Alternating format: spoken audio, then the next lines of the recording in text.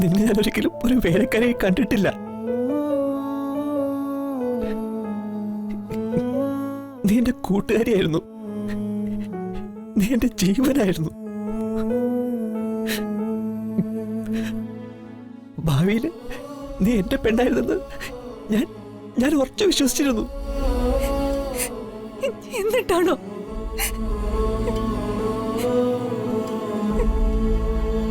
അതൊരു ഗതികേടായിരുന്നു ചിന്നു. അത് നിന്നോട് ഞാൻ പറയാം. എനിക്ക് കുറച്ച് സമയം തരണം. അത് കേൾക്കാനുള്ള ക്ഷമയും സഹനശക്തിയും നിനക്കുണ്ടാവണം. വെറും 2 നിമിഷം. എന്റെ ഭാഗത്തെ നിരപരാധിത്വം അപ്പൊ നിനക്ക് മനസ്സിലാവും. ദയവ് ചെയ്ത് നീ എന്നെ ഒന്ന് കേൾക്കണം. എന്റെ മനസ്സിൽ നിന്നും സാറിന്റെ എല്ലാ ഓർമ്മകളും ഞാൻ പിഴുതെറിഞ്ഞു കഴിഞ്ഞു.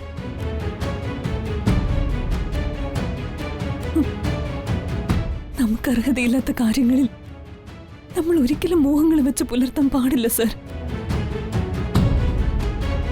നമ്മൾ ആരാണെന്നും നമ്മുടെ മൂല്യം എന്താണെന്നും നമ്മൾ എപ്പോഴും സ്വയം ഓർമ്മിക്കണം. സാറ് സ്വർണ്ണക്കരണ്ടിയായിട്ട് ജനിച്ച രാജകുമാരനാ. ഞാനോ പ്ലാവിലെ കൊമ്പില് വെറും ഒരു നേരം മാത്രം പഴങ്കഞ്ഞി കുടിച്ച് വിഷപ്പടക്കിയവള്. സ്വർണവും മണ്ണും തമ്മില് എങ്ങനെ ചേരും സർ? വലിയ മനസ്സുള്ള നിങ്ങളുടെ മുന്നില് ചെറിയ മനസ്സുള്ള എന്നെ പോലുള്ള പാവങ്ങൾക്ക് പിടിച്ചു നിൽക്കാനാവില്ല. ഒരൊറ്റ തെറ്റിന്റെ പേര് ചിന്നുവിനോട് ഒരിക്കലും ക്ഷമിക്കില്ലേ?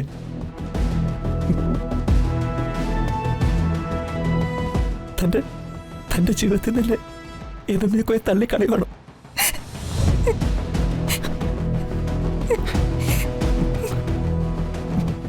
ഞാൻ ഈ വീട്ടിലെ ഇളയ മകനാന്നറിഞ്ഞ ചിന്നുവിന്റെ സ്നേഹം കുറഞ്ഞു പോകുന്ന ഞാൻ ഓർത്തു. അതുകൊണ്ടാണ് ഞാൻ. സാറേ, നിങ്ങളുടെ ഭാര്യയാകാൻ പോകുന്ന ആ മന്ത്രിപുത്രിയുടെ പരിഹാസം വരെ കേട്ടവളാ ഞാൻ. വേറൊരു വേലക്കാരി എന്നെ എന്റെ വഴിക്ക് വിട്ടേരെ.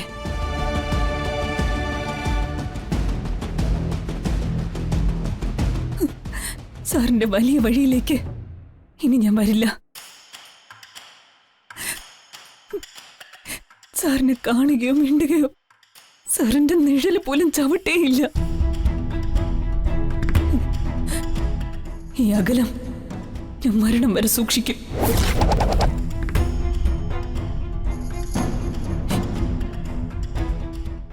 അറിയാതെയാണെങ്കിലും അതിമോഹം കാരണം സ്വന്തം ജീവിതവും സ്വപ്നങ്ങളും കരിഞ്ഞു പോയ ഒരു പാവം വേലക്കാരിയുടെ അവസാനത്തെ യാചനയായത്.